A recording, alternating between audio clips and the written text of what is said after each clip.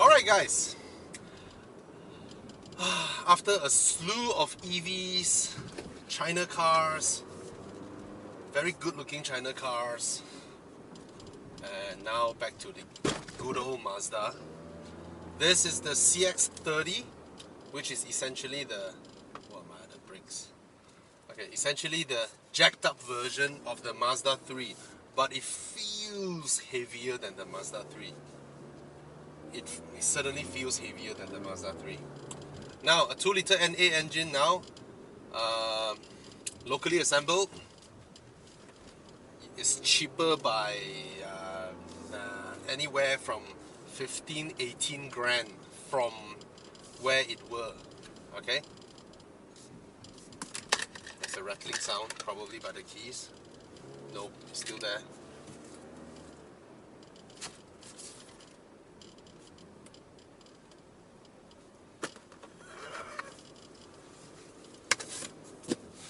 I'm not sure if you all can pick it up from the camera.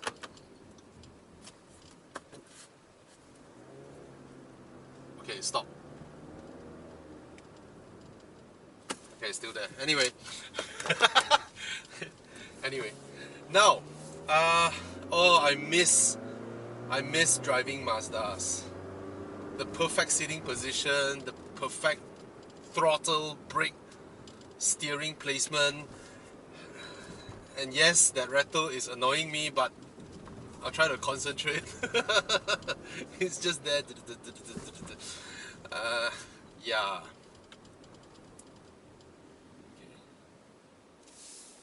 The brake modulation is so good.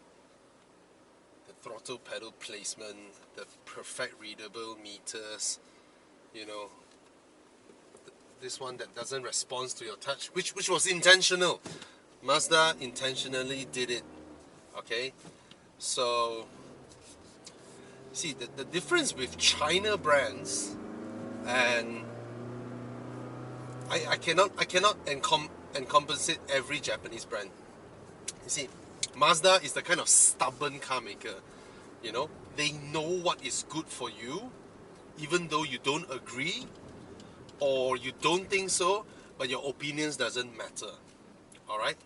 Mazda is superior to you. They know cars.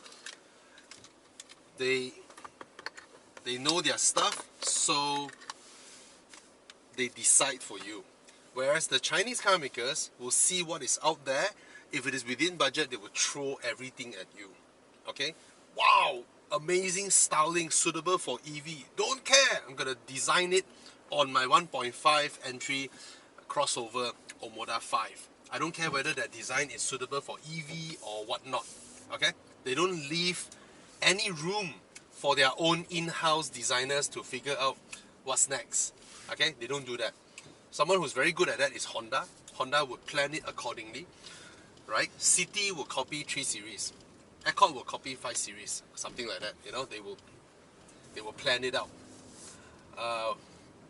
Mazda, yes, I see everybody do touchscreens, but it's not good for you, in my opinion. So you're not getting it. You know, Mazda don't do that. Anyway, back to the drive. It's so nice to drive a Mazda after all that, because they just drive the best. Anything below that of premium car brands, or probably below Volkswagen pricing and all that, they just drive the best amongst the Japanese makes, the Korean makes, and especially the Chinese. The Chinese don't focus on handling, cornering, entry speed, because to them is unimportant. How do I turn off everything? This button, good.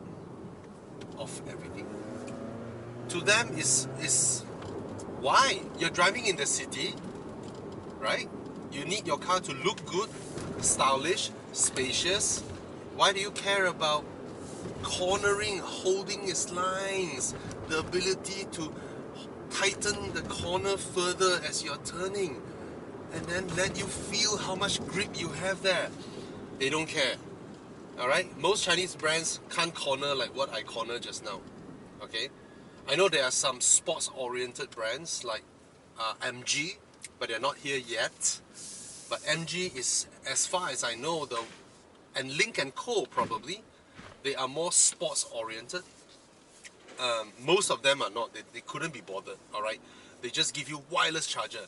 They give you seats that would be that would be totally suitable in an A45 in 100,000 Omoda 5. You know, that seat is perfect. That seat is so comfortable, especially after driving the Audi A5 Sportback that costs like 450,000. Of course, it's a CBU car. After I driven that car and then I went straight into Omoda 5, the seats was a massive upgrade from the Audi seats. See that? Yeah. Anyway, CX-30, I've liked the car ever since it was launched, but in this time and age, right? Just like this condo, it was launched at the height of Malaysia's property price point time. Desa Green, 500,000 for a studio unit that is like 6 or I don't know, 800, 700 square feet or something like that. Now, 500,000, the same price, you can buy a 1,200 square foot condo in the same neighborhood with beautiful lobby, with all that. Would you still pay the same amount of money for something like that? So consumers are now spoiled with choices, especially daily cars like this. If it is a Mazda 3 that handles so sharp, there is a purpose to it, like a hot hatch, warm hatch kind of purpose to it, then it's a different case altogether. But for cars like the CX-30, where it's comfortable, it's supposed to be spacious, there are more spacious cars out there, and it's supposed to be the daily car, but at 150 plus thousand, there are a lot of options now out there. Plenty. Even the lowest spec version at 128,000, which sounds reasonable, there are also a lot of options. Now the drive, the handling, the refinement of the stuffs that works together, right? All this, it is a superior drive to the Omoda 5 that I just driven. It is superior. But that car feels more expensive. That car, when you're inside driving, touching the dashboard, everything, okay, this is very high. This is the best Japanese mass market has. In fact, a lot of stuffs, it makes more sense than what the Omoda 5's mismatch of different stuffs sometimes in it. But what I want to say is that the Japanese car brands need to really throw in the towel and recognize that a big enemy is coming, and which is the Chinese car brands, and they are relentless. And I want to see a brand like Mazda being able to fend it off proper. I want to see Mazda being able to fend it off. I don't care if Honda or Nissan lose market share, you know. I mean, Honda is very strong. Brands like Nissan, who couldn't give a damn about their products, I don't care if they lose market share already. But Mazda is a brand that I love. Mazda is a brand that I respect.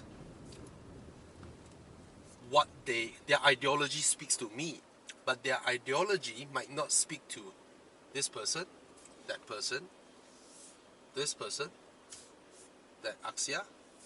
Their ideology might not speak to these people, and these people might have just gone and buy the other Chinese brands that are more competitive, larger screens, high resolution. I mean, what is this resolution? This is not bad, but suck in 2023. It's not bad, but it is considered. You know what's the problem? You call your suppliers, right? You have to specifically mention you want a low-res screen or camera nowadays in order to give your products a positioning. To them, when you add in logistics, when you add in warehousing, when you add in all these things, right, it doesn't make sense to have to use the resources to produce a low-res screen or low-res camera is just for car makers to do hierarchical positioning. And it's a nonsense thing, and Chinese car makers don't give a damn about these nonsense.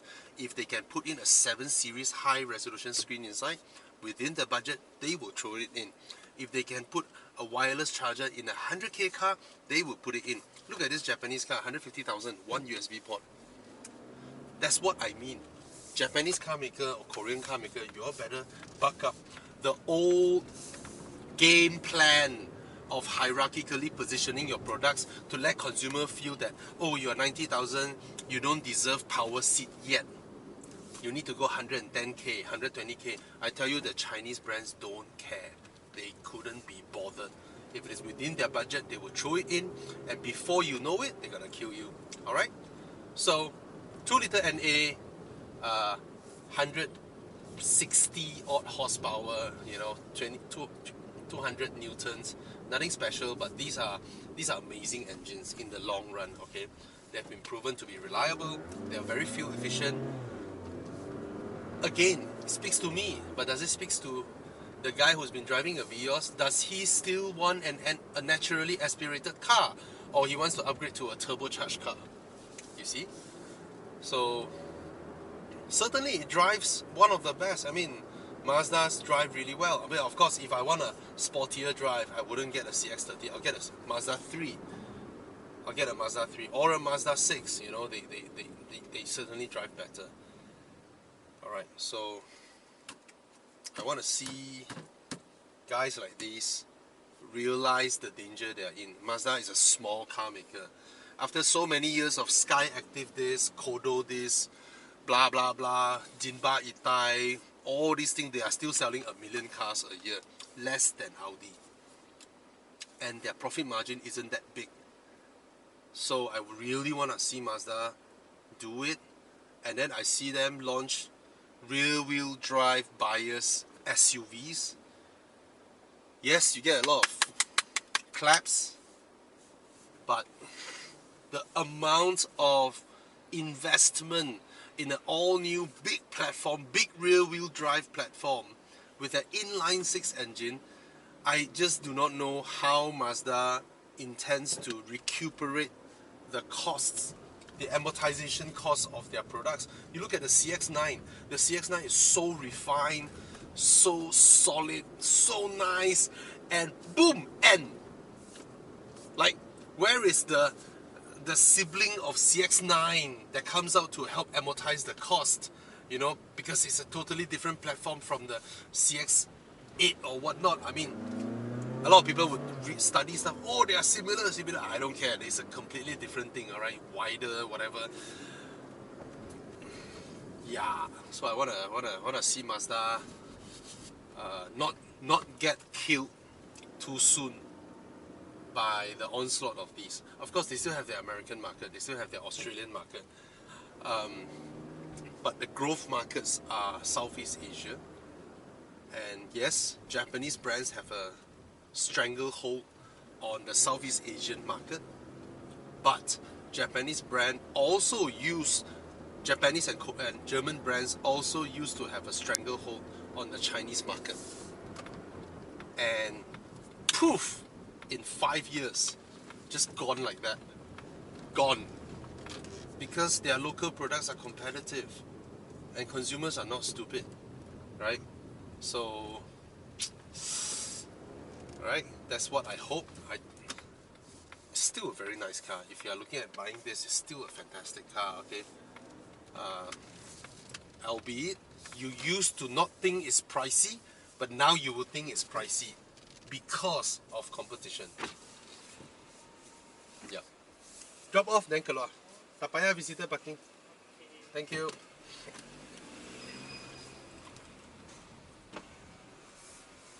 I like the styling, I like the interior design, I like the logical touch points, the very practical interior. I like all this. The door bin plastics. I'll go through the interior very quickly. Not like I haven't gone through before, but since it's locally assembled, Mazda passed me a car. and I do my job in whatever I'm handed over. Just go through it, refresh myself and refresh you guys again. I like the materials here. Gives me a very comfortable rest of my calves over here. And wait, I'm gonna just stop here and have a quick walk around of the car.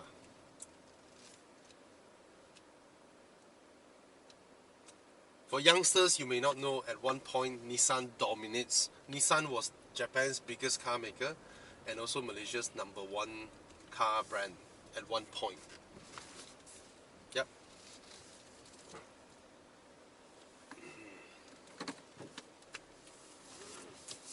And I think sometimes they still look at all the old newspaper clippings just to keep themselves happy. Okay. Let's look around the car. Alright, seated inside here, CX-30, not a new car, but this is locally assembled, which, to be honest, I wasn't aware of whether it's fully imported or locally assembled. I just see them around, people are buying them. Anyway, look at this speedo cluster. Everybody's using screens these days, right? And if you did notice, let me try this. Ta-da!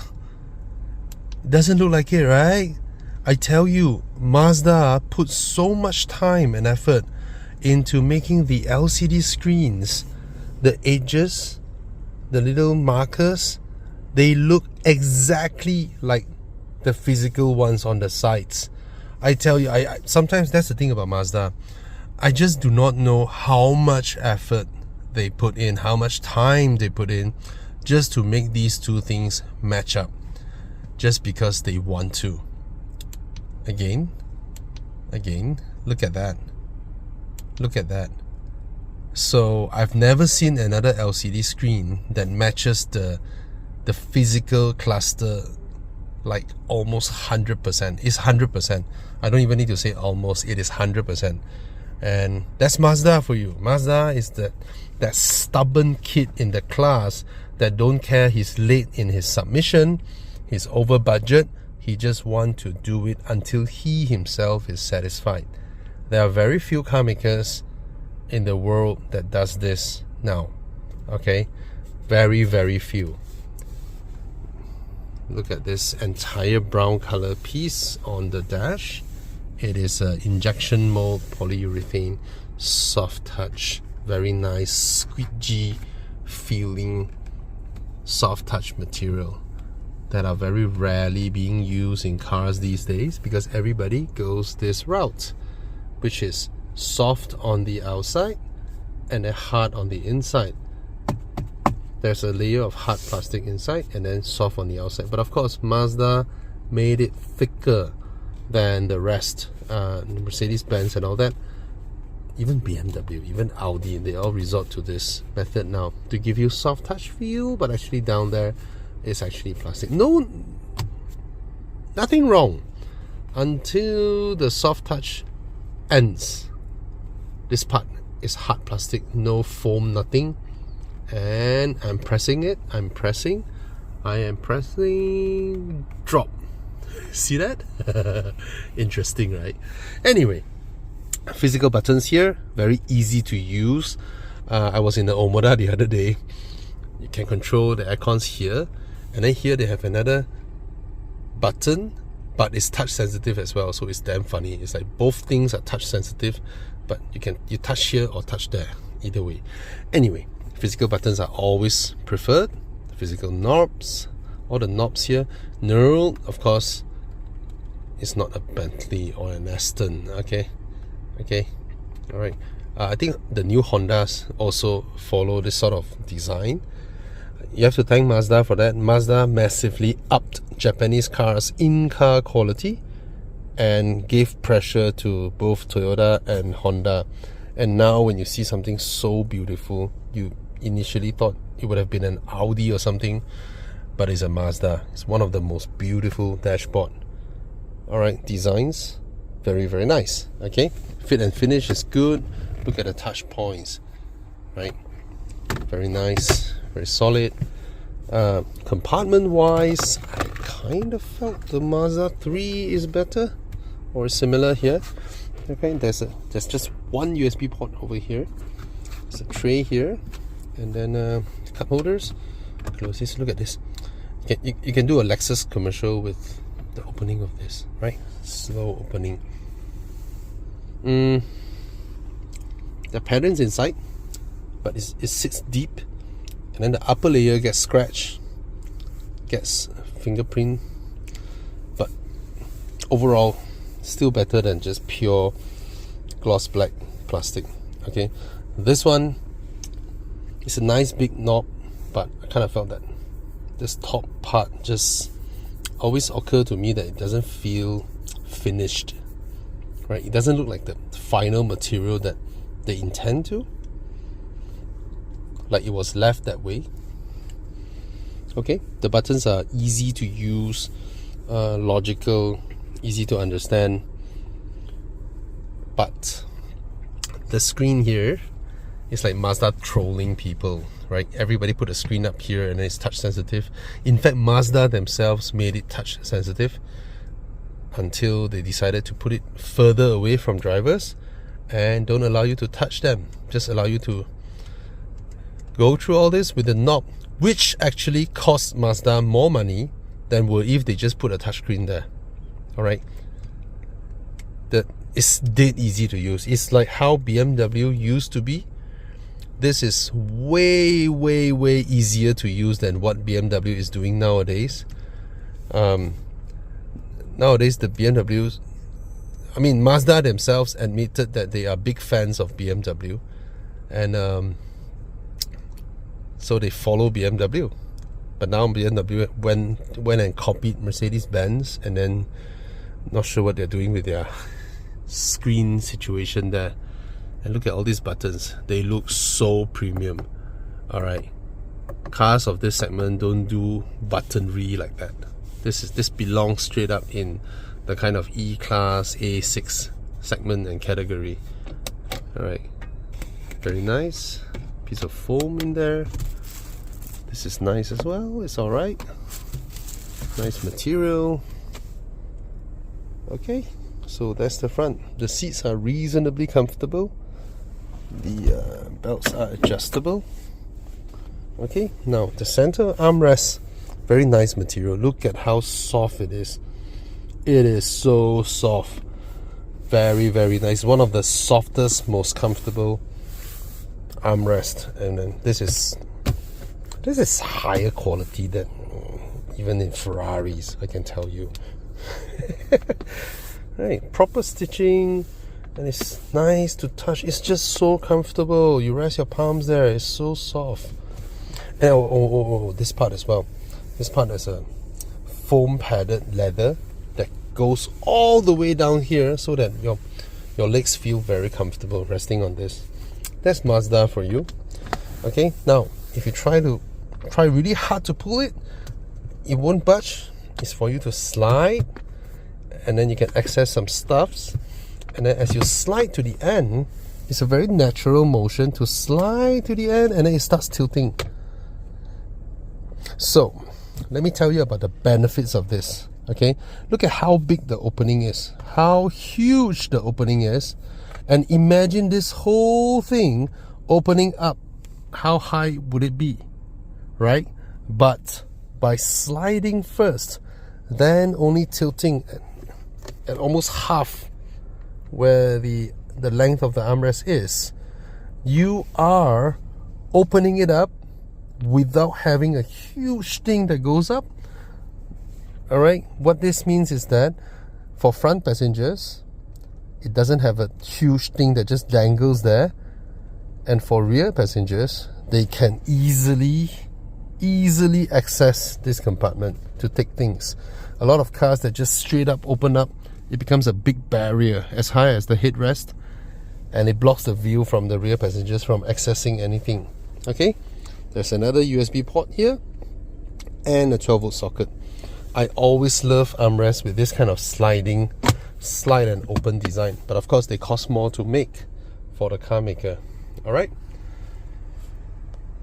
I just realized I didn't come to the steering. The best part of about this car or any Mazdas is the steering. I think nowadays, after Porsche, Mazda makes the best steering wheel. Okay, the size of the steering wheel is deserves an award by itself. Thin rim, thin leather wrap. Okay, so big hands like mine will feel very comfortable. Smaller petite ladies will feel comfortable. And the leather wrap the workmanship is so nice, the buttons are so nice. It's just a brilliant steering wheel. It's not too big, right? The size of the steering wheel in correlation with what I see through the opening and the size of the car is just perfect. That's the thing, Mazda does all these things perfect.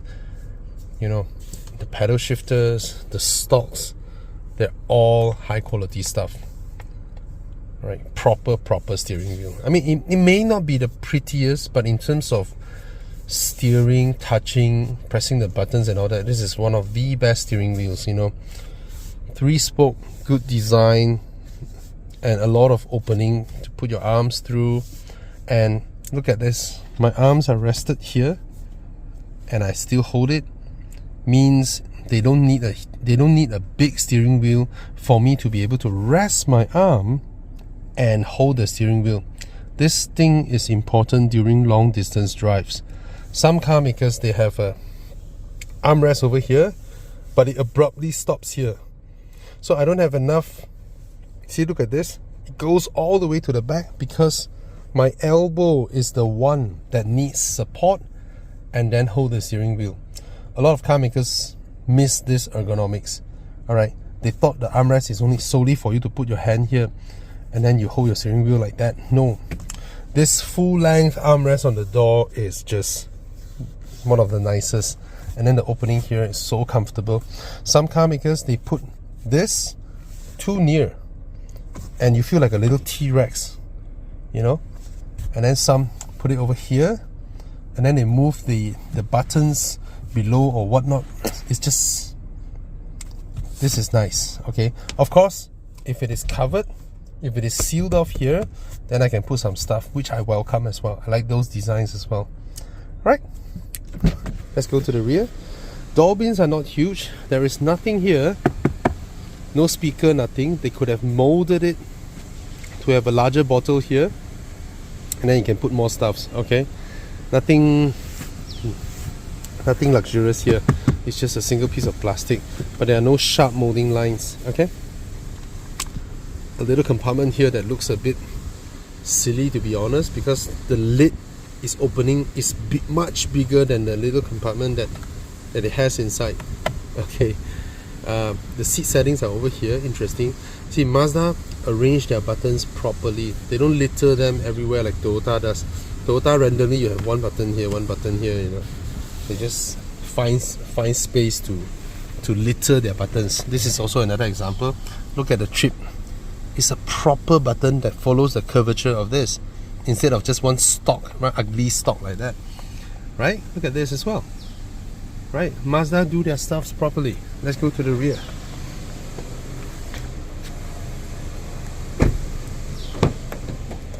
Alright, that is my seating position. I am 5'11" and 95 kg.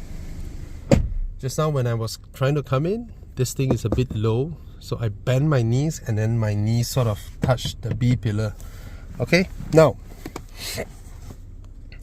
how big is this car? It's not big.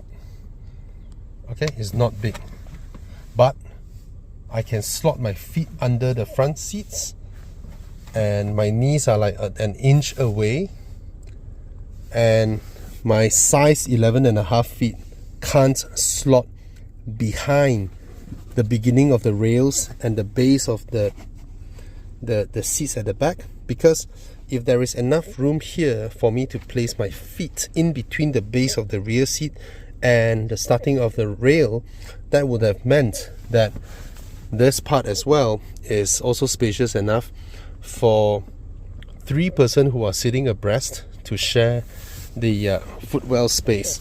but it's alright for if you wanna, if I sit like that, you know, slanted my feet a bit, and then 3-person can sit abreast. This is pretty good, well done, as in they don't do too big of a bucket design, so the center seat is totally friendly for the occasional unimportant colleague. You know, if you have 5-person going out for lunch, the lowest ranking one will be seated here.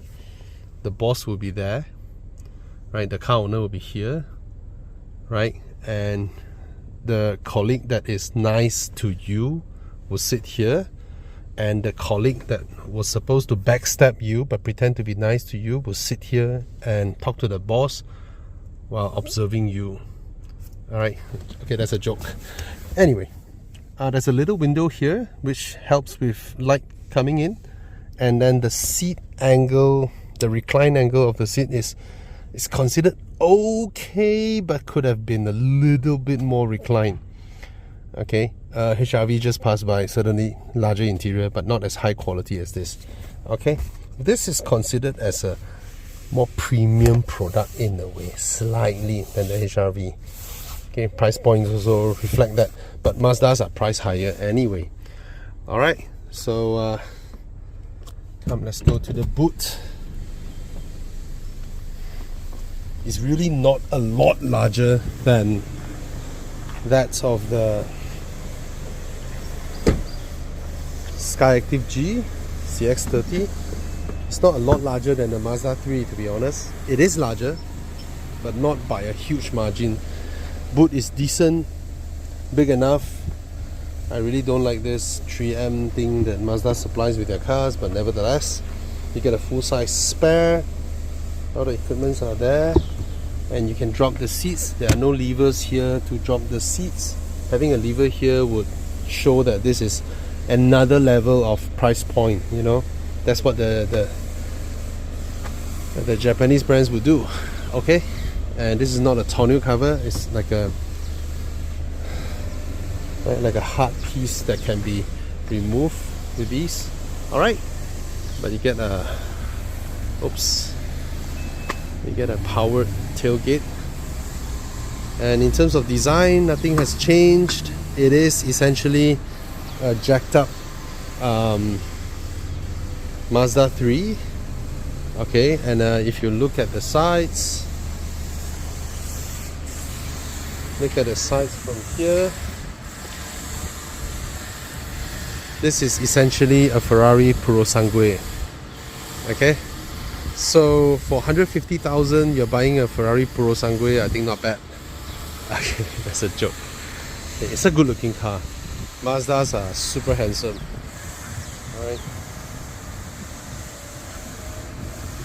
Alright, that's the end of my review. Cheers.